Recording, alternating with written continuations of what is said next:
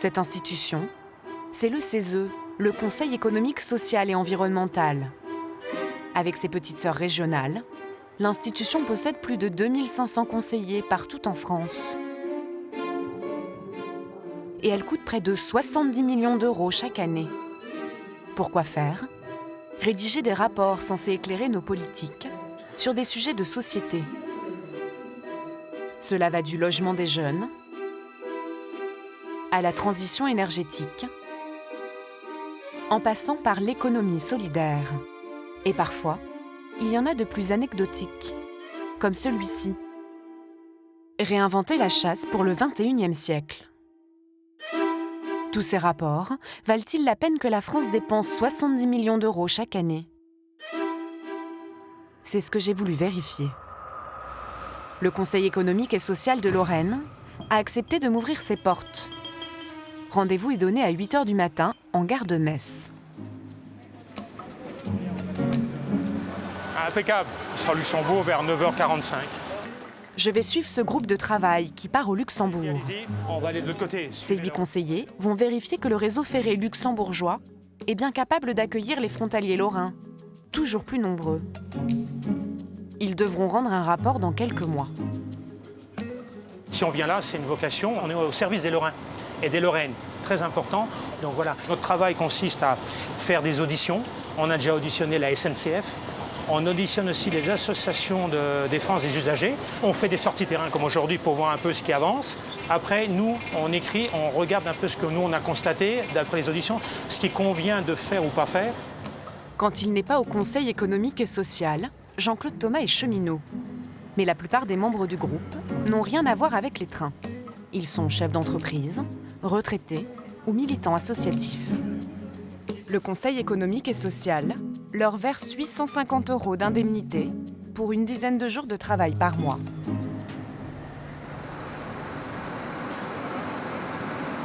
Monsieur Maire, bonjour, enchanté. Donc Jean-Claude Thomas. Bienvenue à Luxembourg. Eh bien, merci beaucoup. Ils sont accueillis par le directeur de la communication du réseau ferré luxembourgeois. Oui, C'est une équipe restreinte commando très bien. et on va parler du TER, modèle économique. Si vous voulez bien nous suivre, mes chers collègues. C'est parti pour une demi-journée de visite. Monsieur Maire, la gare a été refaite, là, il y a combien de temps à peu près 2 ans. La gare a été agrandie. Ils le noteront dans leur rapport. Et on avoue que c'est pas très facile pour quelqu'un. Donc là, vous avez couvert donc, tout le long alors. Hein. Tout le long. Ça pour fait arriver partie- jusqu'à la verrière. Tout ça fait partie des nouveautés de 2012. Donc les taxis là, vous avez aussi ceux qui attendent le bus et tout ça. Ouais. Et donc la nouvelle ligne, pour bien comprendre, vous aurez vous aurez 2 sens de circulation. Oui. Le point d'orgue de la visite, une idée qu'ils trouvent révolutionnaire, c'est le ticket journée. Le ticket, 24 heures. Donc pendant toute une journée, si vous payez 4 € pour celui-là, et pendant toute une journée, vous pouvez rouler, circuler où que vous voulez. Ça, c'est quelque chose qu'on va retenir. C'est important. Qu'on peut s'inspirer aussi, qu'on peut essayer de le ramener en Lorraine. Il y a moyen de pouvoir faire quelque chose, voilà, il y a quelque chose d'intéressant. Là encore, c'est une info qu'ils mettront dans leur rapport. Mais fallait-il être 8 pour découvrir cette innovation, qui d'ailleurs existe déjà en France? Merci beaucoup. C'était très très intéressant, enrichissant. Très bien. Et je pense qu'on va Merci. pouvoir encore enrichir notre rapport par rapport à des choses que vous avez pu nous Très apporter. bien. Dans quelques mois, ils rendront leurs conclusions au président du Conseil régional de Lorraine. Un rapport de plus, qui finira au fond d'un placard, selon Jean-Louis Masson, sénateur sans étiquette. Vous n'avez jamais eu besoin des avis ou des Je vais recommandations vous dire, du CESE de Lorraine? J'ai été vice-président du Conseil régional. Je peux vous dire que les pseudo-rapports rédigés par des fonctionnaires du Conseil économique et social, eh bien, les pseudo-rapports n'étaient pas lus par 90 ou 99% des conseillers régionaux. Ça n'a aucun intérêt. On sait déjà à l'avance ce qu'ils vont dire. Et quelqu'un qui réfléchit sur les mouches qui volent ou sur les lapins blancs, ça sert strictement à rien. Il coûte de l'argent, mais il n'y a aucune décision prise suite à l'avis du CESE sur quoi que ce soit. Imaginez que demain on le supprime, on ne le verrait même pas. Jean-Louis Masson ne rigole pas. Il a déposé une proposition de loi visant à supprimer cette institution. À Paris, un homme fait pourtant tout pour démontrer son utilité. C'est Jean-Paul Delevoye, le président du Conseil économique et social national, installé dans l'un des plus beaux palais de la République, le palais d'Iéna. Jean-Paul Delevoye se sait menacé, notamment par des parlementaires.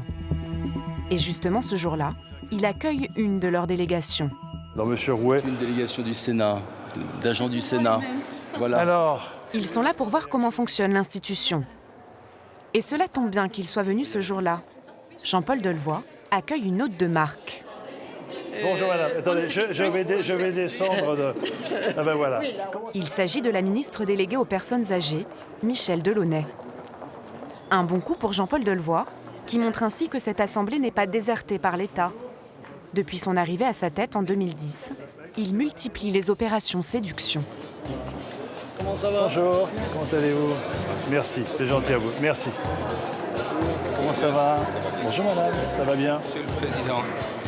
Comment ça va? Toutes mes félicitations. Là, on va se battre pour l'identité de la maison, etc. etc. Comment tu vas? Il est d'autant peu fier que la ministre leur a demandé de plancher sur un futur projet de loi qu'elle compte faire passer sur la dépendance des personnes âgées. La première proposition du CESE, elle souhaite que l'État joue son rôle et impulse un nouveau cap pour changer notre regard sur le vieillissement. Au siège national, ils sont 233 conseillers. Salariés, patrons, étudiants ou militants associatifs, ils sont censés représenter l'ensemble de la société. Comme par exemple, Alain Bougrain-Dubourg, le président de la Ligue de protection des oiseaux. Le gouvernement désigne aussi certains membres, comme ici, l'ancien conseiller de Nicolas Sarkozy, Raymond Soubi, ou encore la championne du monde d'escrime Laura Flessel. Selon le sénateur Jean-Louis Masson, la plupart des conseillers ont été nommés par copinage. C'est plutôt un endroit où on recasse des députés battus, on fait plaisir à telle ou telle personne à laquelle on veut rendre service, où on nomme parfois des syndicalistes ou des dirigeants du patronat qui sont sur une fin de carrière. C'est, je dirais, une petite fin de carrière pour les occuper. Mais surtout, de quoi augmenter leurs revenus. À Paris, les conseillers touchent 3 800 € d'indemnité chaque mois pour seulement 2 jours de présence par semaine, 4 fois plus qu'en région. Mais ils ne sont pas tous très assidus. Ce jour-là, un tiers des membres manquent à l'appel. Et ceux qui sont là ne sont pas très attentifs. Certains piquent même du nez. C'est un moment très important. Alors 3 800 € par mois, est-ce bien justifié ? Certains peuvent penser que justement c'est une indemnité un peu élevée. Vous comprenez que ça puisse... Bien sûr, mais on peut toujours avoir ce débat sur est-ce qu'elle est trop élevée, est-ce qu'elle est trop faible, etc. La vraie question, c'est est-ce que c'est justifié? Voilà, c'est ça. Est-ce que vous trouvez qu'elle est justifiée? En réalité, je trouve que si vous voulez, la richesse de cette rencontre, c'est rare, voire le seul endroit de la République où des hommes et des femmes d'intérêts différents peuvent ici partager, échanger et construire.